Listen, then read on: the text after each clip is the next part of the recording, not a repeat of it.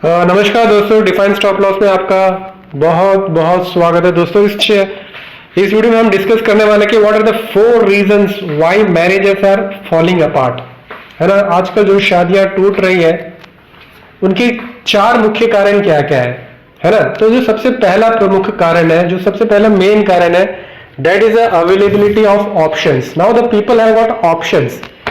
पुराने जमाने में होता क्या था कि लोगों के पास, पार्टनर्स के पास एक ऑप्शन नहीं होता था। आपने एक बार शादी कर लिया, आपको अच्छा लग रहा है, बुरा लग रहा है, इससे कोई लेना देना नहीं है। आपको जो शादी की जो रस्म है उसको मरने तक निभाना है, ठीक है ना। जब हमें वही बताया जाता है लिस्ट डेथ अपार्ट, मतलब मौत जब तक नहीं आती तब तक हमें उस शादी के बंधन में बने रहना है। बट आजकल हो क्या रहा है कि लोगों के पास ऑप्शंस है। Now the girls are educated, they are financially independence, they can make their own decisions. तो इसके चलते हुए if they don't like, if the marriage is not compatible, फिर वो लोग क्या करेंगे, एक एग्जिट बटन दबा देंगे। पहले क्या होता था कि मतलब शादी में कोई एग्जिट बटन नहीं होता था, there was only an entry button. आजकल क्योंकि एग्जिट बटन है, क्योंकि ऑप्शंस है, वो अपना लाइफ अपने आप जी सकते हैं, फाइनेंशियली स्ट्रांग है, वो अपने डिसीजन ले सकते हैं। तो जब उनको शादी में मतलब कॉम्पेटेबिलिटी नहीं मिलती है तो वो एक एग्जिट बटन मारते हैं और फिर अलग हो जाते हैं और अपनी एक अलग जिंदगी जीना शुरू कर देते हैं। तो सबसे पहला रीजन यही है कि now the people have got more options and the people are exercising those options. So this is the first and the foremost reason. And the second reason जो शादी का जो ब्रेक होने का कारण यह है कि that is the checks and verifications. जैसे हम कोई एक स्टॉक खरीदते हैं, कुछ भी खरीदते हैं, तो we do all types of analysis, fundamental analysis, technical analysis, हम सब कुछ देखते हैं, है ना।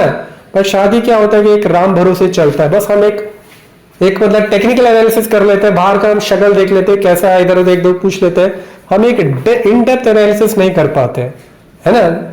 तो उसके कारण होता क्या है कि बाद में जब हमें पता चलता है कि the person is not compatible, ठीक है ना, हमारे साथ उस पर्सन का एक मेल नहीं खा रहा है, स्वभाव में मेल नहीं है, तो फिर क्या होता है, वो शादी ज्यादा दिन तक चलता नहीं है और लोग अलग हो जाते हैं, अपना अपना रास्ता पकड़ लेते हैं। And this is the reason why the people, the marriages are getting falling apart. And the third reason and the third and the foremost reason is that the perception of the society has changed. अभी लोगों का जो नजरिया है, जो लोगों की जो दृष्टि है, वो अभी चेंज हो चुका। पुराने जमाने में जैसे क्या होता था, डाइवोर्स मतलब ऐसे माना जाता था कोई बहुत बड़ा घोर पाप है, ठीक है ना। बट आजकल के जो जनरेशन है, they are seeing it as a normal, क्योंकि वो देख रहे कि वो जो सेलिब्रिटीज है, फिल्म स्टार्स है, क्रिकेट स्टार्स है, वो देख रहे, उन सबको देख रहे, तो वो क्या है कि now it is become a new normal. शहरों की बात तो आप छोड़ ही दीजिए, इवन गांव में भी आप देखोगे, यदि कोई somebody has taken divorce or something, it has become normal। कोई ना तो उसके बारे में बात करता है, ना उसके बारे में कोई चर्चा करता है ना। जो पहले कैसे एक बहुत बड़ा पाप जैसे माना जाता था, एक घोर निंदा की दृष्टि से देखा जाता था, आजकल वो सब मतलब नॉर्मल हो चुका है, क्योंकि कहीं ना कहीं हर घर में कोई ना कोई मतलब इसी प्रॉब्लम से ग्रस्त है।